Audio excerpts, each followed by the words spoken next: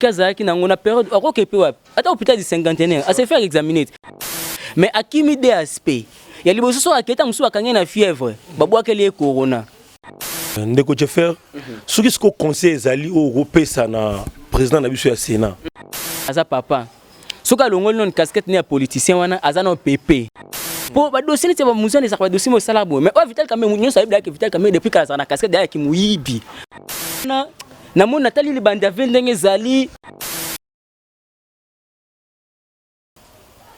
Merci de vous savoir très nombreux en train de nous suivre sur votre chaîne Pesa Masolo TV. Bienvenue à votre émission préférée, le social du peuple, une émission présentée par votre humble serviteur Diego Diasonama. Alors, comme vous savez, l'actualité est dominée par plusieurs points. Le lot Toza a vraiment naba confrère Nabiso Ebele.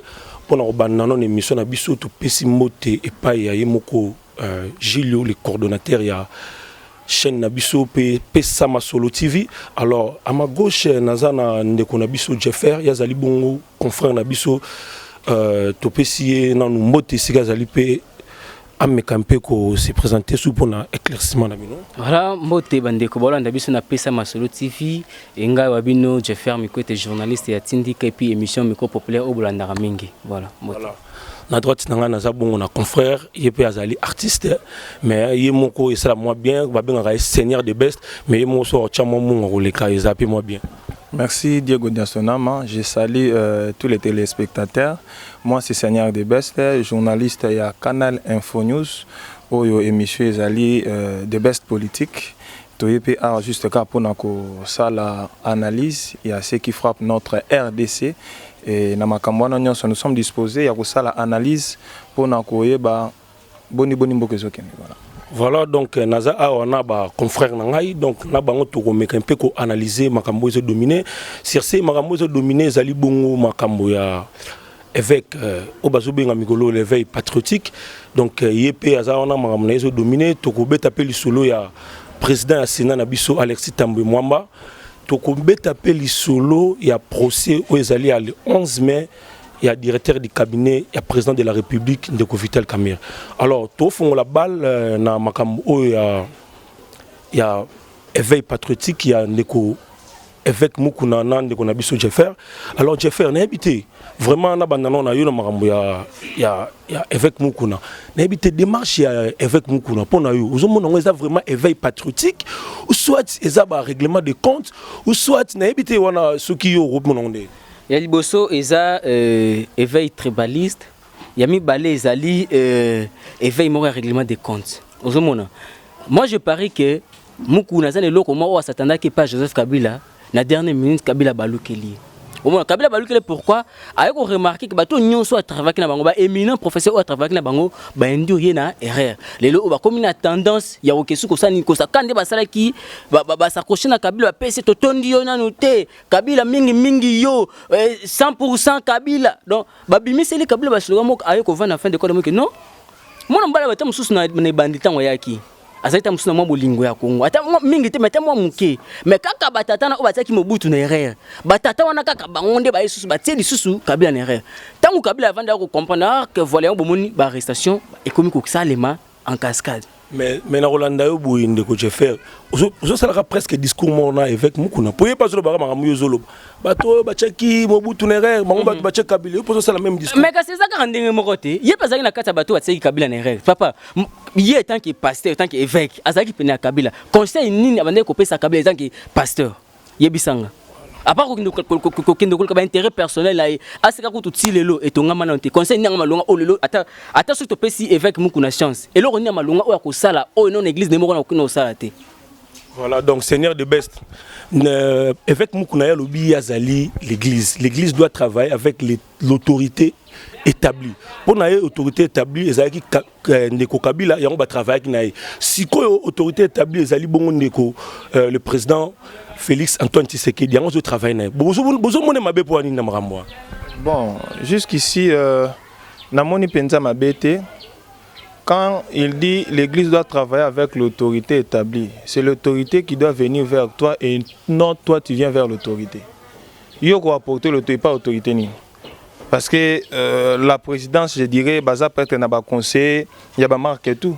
Et si le président doit travailler avec les gens, il ne va pas toujours travailler car na ACK, na Kimbango. Non, non, il y a beaucoup d'églises, au président Kosala. Mais là, il a rectifié le moins Mouké de Kodjafer à lobby. Si l'évêque fait son combat, ce n'est pas un combat tribal. Hein, ça, il faut tout le monde. On a photo quand même. Moi, je félicite le président Mobutu qui s'est battu pour l'unité d'Isaïr. À Salagé, Moulouba qui nous bat dans Mouyaka, Moukongo qui est peine Équateur à Bali, Mounani qui bande qu'on a sur Baswali, Bayepena Ba, Congo, on a Kinshasa, Bafani, toujours vivre. Alors, tant que vous avez aussi Manaba discours Yaboye, en tout cas, ça va me faire encore trop mal au cœur, franchement. Voilà, très bien, on évolue toujours dans le cadre de notre émission Les Soucis du Peuple. Mais éviter de faire chose à moi réplique par rapport à l'objet parce que on négalobi eza éveil tribal té. Bon, eza analyse les propos naé. Au moment où Kabila qui n'a pouvoir se remarquer et belé à bajen outil le temps bazana ba branchement pour moi on a branchement to ko ming na era Kabila. Bajen le belé au bazo ki ba branchement eza ki ka bato bande ko biso ya Katanga. Donc ce qu'on a facilité à le Swahili nous en a branchement ngana yebi papa ngana 6 classe ngaba kolenga licencié na 6 classe na 2014 papa na keto koti si lettre na biso to sala test na suka jour ayo sabiso interview ya suka batu nanga momo o banana banda maternelle sina 6 classe na tikala ko zwa ngata ata na tableau na tikolo mona ngote nini wana batu nanga tu es recommandé par qui?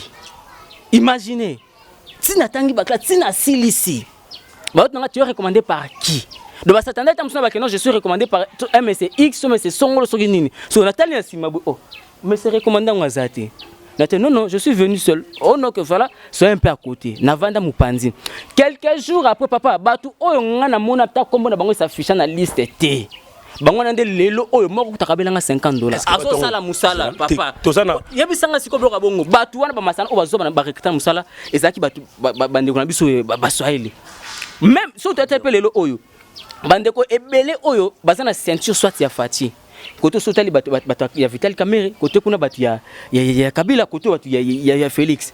Tangelanga muta bandu nini oyo mona zana aza proche collaborateur ya Félix Antoine Tshisekedi. Ndeko je faire bon ça confrère quand même faut la répondre directeur du cabinet adjoint. Il y a Félix Antoine Tshisekedi za muta bandu nini. Vrai ou faux? Non, obi bien adjoint. Na ba poste far ndenge bango bazo tsar. Papa tala, omoni tala. Photos à réaliste. Et là, autres autres télémélanges, ceux qui mukuna ça qui kamona Air Kabila ça qui n'a pouvoir. Oui. Nana salaka ngo papa na biso continuer faire notre si à perdre à risquer même à perdre bon à perdre vie n'a été pas ça quand même vivant. Ce que le lot à perdre santé na yé. Et ça pourquoi pour à télémélange qui pouvoir ça en place mais le à moi que non pas ces amis na mboka peuple a souffrir. Il y a des hommes dédiés face à ni à Lukatia kimia. Voilà, on attend toujours calculer temps d'antenne donc toujours pas de best seigneur de best tengaza congolais donc voilà dans un congolais tribalisme tout ça on peut moi mupandi na éviter seigneur de best de quoi s'expliquer par rapport à mon et à lobby éveil tribal na éviter sur moi réplique moi allez pour tous les Canadiens. Non en tout cas à ce sens là moi je suis pas d'accord avec lui. Avec azana ba ambition na e azana combat na o se lancer sikoyo. Moi, je ne suis pas pour ce combat, déjà. Mais là, on a téléméli na ba propos yande ko faire parce que la commission éveil tribal.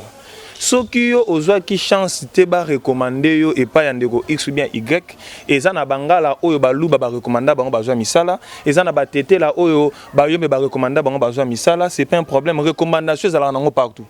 La recommandation ça nango partout. Na musala pe ça peut facteur chance. Et ça pe na ba jeune ebele le rôle la bango boy. Attaque journalisme o ba ko sala ngote. Oui, très bien. Et ça li kamuka te o recommander non. Il faut le qu'on a ce qui facteur chance et pas na yé pe ça quité et pas ya bande comme sous c'est si donc c'est clair. Il faut pas être quoi accuser batu. A comme ça le monde le quoi tribal. Donc to ba yenga zawana tout autour de lui et comme le rôle la yé pe lo bisoka matière zo ka bande ko non tcha. Pour ce que tu as dit, on a appelé comme tribal. Et puis, les Kambouya Kocha, c'est un petit peu de tribal, c'est facteur confiance. Na yebitia, na koti na Bible te. Tangelangai mutuya, pays na koti neti pays nini. Ata ya Afrique quoi ça qui parmi les 12 tribus, les 12 disciples à Jésus. Tala. Likamba sécurité, na likamba confiance, ba pesa ngona n'importe qui te. Voilà, ça c'était Caméré. aza ndeko na biso ya ngambu kuna tsoka ya est mais basa l'alliance it aza directeur du cabinet alinga pala baka non lokwa tuchebo lokwa orateur place premier ministre fanda bo na cha mutu nanga wana pour ko sala ngope nanko alliance atali par premier ministre quoi premier ministre était basa ndeni oh soko premier ministre était au sandeni na ko boko côté mususu. Voilà, donc pour comprendre biso émission les sociétés du peuple les alarandé boyé. Donc moi il faut toy baraboy. Omoni lelo oyo ebeli ba notable na biso mboka. Bakansaka pour accéder na poste moko boy, il faut oya kana ba lit ba genre kaka net ba muku na bayaki na ngo oyo. Ozomona papa, okomona ke no mboka makambo zo kende bien te. Obimi na ndenge na yo, sans pour autant s'attaquer na mutu moko boy bisanga. Bon, quelque part, ils n'ont pas indirectement Félix Nombo, c'est pas Kabila qui gère le pays. Kabila est diriger le pays. Diriger le pays actuellement, et plutôt Félix Antoine Tshisekedi. Soit moi que non, ils ont la plainte facable déposée contre Nani. Moi, je suis Joseph Kabila. Ayebi va voir nous ça tranquillement lettre plainte na yeba Wallander et moi je Joseph Kabila. Mais il y a ko s'acharner ko le canaba télé ko finga ko le venir en tout cas. Et ça, on est aussi déploré na niveau na casquette na serviteur très bien de coach faire donc on a qui coup de gueule il y a confrère nangai je faire donc tous les qui na deuxième thème na biso na bala liboso to fond là qui tout seigneur de best à fond là seigneur de best tous appels parmi l'actualité na biso likambo oyezo ko dominer pesa likambo ya atem eza bon Alexis Tambwe Mwamba ya zali bon honorable président ya Sénat na biso. Alors pour na me ko peut ko expliquer pour na ba téléspectateurs na biso ndeko Alexis Tambwe Mwamba ba fundier pa batumi balé. Donc mutalbosa fundier zali bon sénatrice Bijou Goya a fundier pour na infraction ya imputation dommageable na injure publique. Donc na ebiga batunyo so batala ki makambo ndenge lekaki na Sénat et puis deuxième plainte ça na ngo ezali ya bandeko ya observatoire ya dette publique bango balandela ba dépenses publiques bango balandela ba dépenses publiques bango ODEP. Alors na ebité ndeko makanisne rozala nini na kati wana commentaire na eza nini par rapport ya comportement Alexis Tambwe Mwamba na masolo.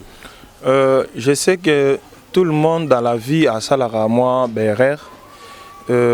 Et ça n'a pas rien comme village et vu les fonctions à occuper. Mon papa Alexis Tambwe Mwamba a mal agi.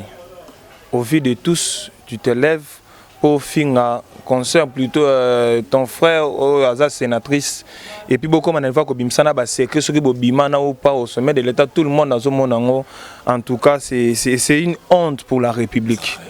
C'est vraiment une honte pour la République. Un pays développé ne peut pas marcher comme ça. Ce qui est là qui n'est pas comme reprocher de Gonayo sénatrice, il fallait les faire en cachette parce que bino se bosa bata chapeau moko bata FCC. Il fallait les faire na kata famille na bino. Mais bon mais ça na go sala. Tozu exemple ya papa Kengo wa Dondo. Ba sénateur mususu ba président sénateur mususu ya mboka na so ba leka ba sala ba bêtise oté. Ça c'est vraiment une honte et puis chambre na ba chambre ya bassage. Je me rappelle na temps ba qui ne touchait pas à ma constitution. Tout le monde qui sénat mobimba ba qui liloba moko o balinga ki ba conditionner élection na enrôlement ya tout le peuple congolais linga ki biso 56 ans bango tout ba ki liloba moko même si parlement les 50 bango ba zongi sa bi niet non élegaté mais pourquoi bango ba ko exemple wana te et puis likambo ya ODEP. Moi je crois c'est une bonne chose mais il faut pas to salra makambo na ndenge moko boy OCC azolie sa dernièrement wa totala ki na ba télévision ba biloko mabe sokota na mboka ba kuise pola biloko pola ekota ka ndenge ni parce que OCC azana pona ko sécurité suko je dirais organe ni nezana pona ko landela pe ba OCC wana bazapi na Congo bato bakomi ko bela ko kufa ba maladie ya mbala kata poto lié biloko mabe trop mundela lié biloko tie formant les poleli mbule poleli mayali toti ndango na Kinshasa awa na Brazzaville bolimbisa na ndenga mabete tata ba Brazzaville ba finga biso bato bakena Brazza kuna c'est parce que na Kinshasa ba liaka te hein na ndenga mabete photo lo bango na kuna yo kasi na Brazzaville yo soko ki ko somba ta ngulu ngulu o biso toteka tabilo bateka so na balabala na yebite soko ozo ideo lekika otali ba poso o bakalinga kana ba couloir na banini eza salité kuna bateka ngulu ya poso bongo te soko bateke lo ngulu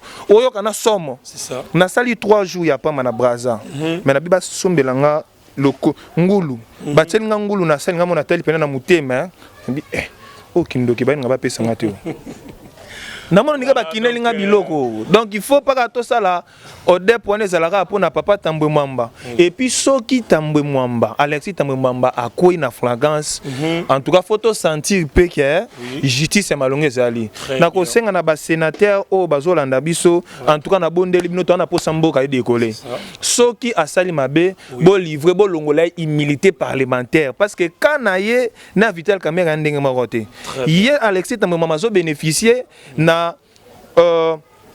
comment on dit une immunité parlementaire mais papa na biso Vital Kamerhe aza ko bénéficier na ngota za ko travailler à Fati en quelque sorte donc le comme na ka ya Tambwe Mwamba soki ba preuve ne se za réuni keza na ba nini et surtout na ka o ya me ko la corruption pour le ko Fati betela mutu ya ngwana o ko la corruption en tout cas et ça la mabe mingi pona voilà très bien donc ndeko ko nyonga mingi te parce que yepoza na on a même temps d'antenne naie. Alors on a habité, on a encouragé au DEP, on a contre la démarche. Non, sinon moi je vais joindre mon idée na Makambu ndeko de best à lobby.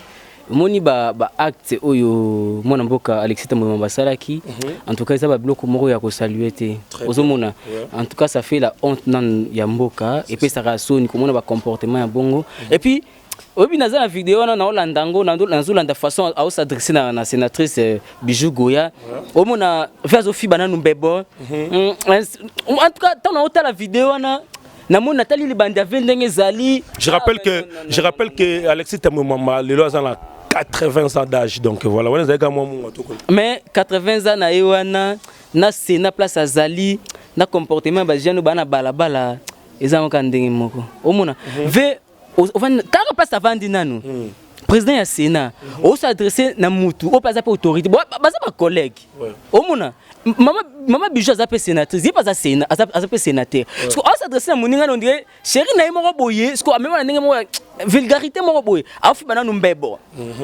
et puis on attend hein faut moi que mutu mo ayebe loko azo sala c'est pas que non point âge ils ont pesé sur lui ayeba ki eloko azo sala par rapport à âge vraiment voilà toko évoquer le voilà parce que sur bachaki on a parce que ba que âge naé a ko réfléchir très bien donc voilà ko dans ce ko évoquer on dit oui tant habita musu bagata musu vie loko la koli yango pe musu soko za pe na mo ba perte ya mémoire te vient na perte ya mémoire te au monde vient fois ba non bon esprit a rebongo si la raté ve c'est non il fait un rebelle au monde ma club a rebelle si la non au monde un rebelle papa ata comme pasteur sorteya et que mundi mo déranger na sima au monde aoteya to tanga na matse au monde kali sortalo o comprend que oh so zwanga na mbiska na balabala tala ba viona ba ndingi wana ozomona donc ezali soni ngana na encourager des marches bandingo na biso ya ODEP balande la vie il faut toyeba. Je me rappelle une émission stade na ndeko de best après ça mo éclaircissement ba elima mususu stade de martyrs a pas réhabiliter en ndeko de best ba pesa ras combien ceux qui 400 000 ndeko de best il me donne la précision stade de martyrs joue combien pour la réhabiliter je pense que il y a d'autres dossiers au ebimi hein ils a vraiment belé ils a vraiment ebelé ngana ozanga maloba tala eza tala ebelé stade de martyrs na biso oyo mbongo babimisi po babongisa stade de martyrs soki tomeki ko envisager tant balinga babetsa kan awa c'est plus de 80 millions excusez-moi le terme 80 millions de dollars faki ba tongana ba stade ba réfectionner stade de martyrs mais pour na ba déboucher moni tuyau o ya salité à toilette à stade de martyrs est-ce que qu'on dit magelo qu'on a 500 000 dollars tuyau moko boy. Donc voilà, on a reçu un bande ko balandi, on a reçu un bisonnier surtout comme lisu likolo ya lisu par rapport à la dépense aux politiciens parce que ça la parce que le pays nous appartient tous. Yango moni de ko nasi ça malo parce que malo bazaki pa ngai l'heure n'est plus ya ba kere les angatina tout ça sous na tenter ya kolanda ke ono ngana za mundu bangana za musweli ngana za musongi ngana za nanité tout ça bisonyo so ba congolais tout la bande ko na biso ya braza c'est moi j'ai risqué ma vie awa kana ngambo ya ngola awa na kenda nga ko lukeloka grave te nga ngoluka diamanté na kenda ka ko sommelo ko na baluka na zonga mais je te dis la manière dont va traiter kanga pourquoi pour naza kaka zaïro naza congolais donc congolais aza maltraité partout yo kani so kilelo oyo ba bongisi biso kande ba social to ko mo zonga net slogan wana nde tozalaka na 5 chantier mokonzi eleki toyokoma le peuple d'abord eleki ti tokoma na baslogan tofuka na baslogan non babongisela biso to vivre pena o nini le peuple d'abord et ça effectif peut pas vivre pena o peut réel to vivre ngo pour au moins congolais ando tamso kende poto kaka pona tamso vacances abeli et puis so babongisela taneti elo pe ya soni ba c'est la babongisela biso hôpital il y a 50 awa congolais ni to kinwa nini biso to ba citade to ndeko Jeffer ce qui se conseil ezali au repesa na président nabiso ya Sénat en une minute conseil européen voilà si c'est moi le président la moi sodatité hein pour nanda ko le dossier ya hôpital du 50e donc tout ça na difficulté na ça nota ko zana mona mboka na ngamona mama na ngaji le mototo awa santé tungisa ki o mona tamsuna moi mukaza ki na ngona période akokepe wa ata hôpital du 51 à se faire examiner mais akimi des aspects ya liboso so aketa musu akanye na fièvre babwaka le corona ba liembongo na simaji le mototo omona et puis ami baleta mususu mbongo peta mususu wazana ngwa se faire examiner facilement ta mususu moi dispensaire poni akimi hôpital du 51 eza cher comme pour ba classe moko pour ba catégorie mo oh biso sto ba peuple congolais ba infrastructure nyonso eza public to za pe na droit ya ko bénéficier na yango ozomona antozel kama ozope sa pasi pona papa na biso Alexis Tambwe Mwamba conseil na pesa aza papa soka longoli non casquette ni ya politicien wana aza no PP hein ndebi so benga awa koko ozomona aza PP aza na bakoko ebele ngapi tangana za pe koko naye ozomona tamsusu pe akoza mama bijou pe akoza pe ba pepe baji mota msuna bana oya zana bango mais ba comportement ya bongo epesa ki soni mingi makamnya sozole kana mboka actuellement komboneza na kati o ba sabo ba mama nino ya président de la république komboneza na kati o ata bateki dongo mo boka o Alexis na kati en tout cas yo pesa passe mingi ezo honorer yango mama bijou baki aza pena dinte rozala président ya Sénat et pas si mingi donc wana boki bongo ba analyse ya bande kona biso ba confrère na ba journaliste voilà alors seigneur de best to qu'est-ce qu'on a thème na biso ya misato lelo oyo le 11 mai oyo ezali bongo procès ya ndeko Vital Kamerhe sengi procès na ezala en public batino so bakota siko est-ce que ça pona abangi sabatu pas citer kombo ya batu moko boye tamusu yango pemte salike moya kombo ya liberté provisoire na comme obimana bato ya bato est-ce que ça façon ya banque ça bato toné je crois na za juriste té mais ndenge na yebeli makambo ezala ce qui vraiment est important c'est aussi d'en décider ce qui va ça la bon ce qui peut ba moni que ça na importante ba sambise ka ndenge abandaki na ndenge aso ce qui singi azala ka na grande instance kuna so pesa ka ba sambise na makala a samba ka na makala c'est pas un problème le problème c'est que nous voulons que l'éclaircissement ezala na problème wana parce que quoi qu'ils une grande personnalité locale c'est pas chose facile et puis ko kanga plus ou moins ce qui un mois mobima na détention et lo ka mukete et c'est là que puis je dirais ceux qui a blanchi batu o bafunda que faut pas dédommager en tout cas ça c'est salir sa personnalité c'est salir aussi sa femme c'est salir aussi sa maison voyez en tout cas je pense que ceux qui ça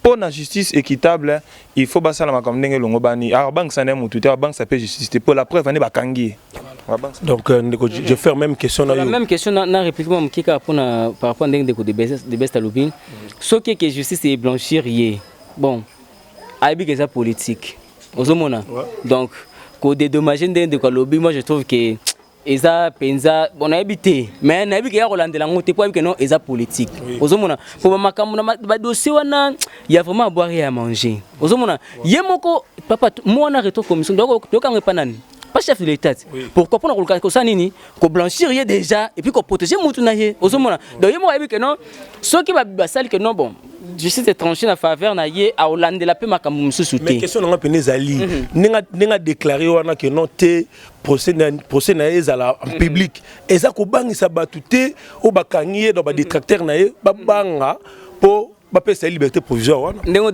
de besta lobi so babanga ki yé ne bande na kombo na ndi babenga ke faiseur de roi banga bakanga été osomona do bakangié bon pour des raisons d'enquête ndi bango bazolo ba oui mais ko bangi sabatu c'est trop dur na mais quand un peu ko se renseigner pas ba juriste babi déjà ba audience on les a déjà public pour ba kotaka et là te ko ba sala en huis clos na mais quand ko se renseigner non ba kotaka déjà ce ko public on a sens qu'il y a non ba on a martyr pour hasard spécial ça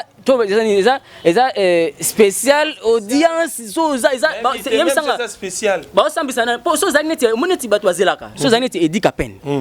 En tout cas là je te dis atata musotana ko na biso kufa luka ase ko ba vérité zalaka nini omona po ba dossier neti ba muzane za ba dossier mo sala bo mais o Vital Kamerhe munyo sa ibla ke Vital Kamerhe depuis kala na casquette derrière ki muyibi donc ezana ngolo ka sikate ko ba sambisa Vital Kamerhe na marti bo ba yebi déjà papa le même jour bakangiye biso tokiti a na victoire immeuble mo zotonga mana papa ezo kenda pas de cheval quand même tes aussi tam sur le 11 et ici là ya Amida papa t'as pas makamze bele Vital Kamerhe sali donc so ba blanchir a kuna tante Rolanda ko ba de dommages nga ba sala ngani mais ndenge nini kaka mo ya liberté provisoire comme bima tango ya déclaré non e banda depuis kala mona mboka Simba qui était déjà 2 fois 3 fois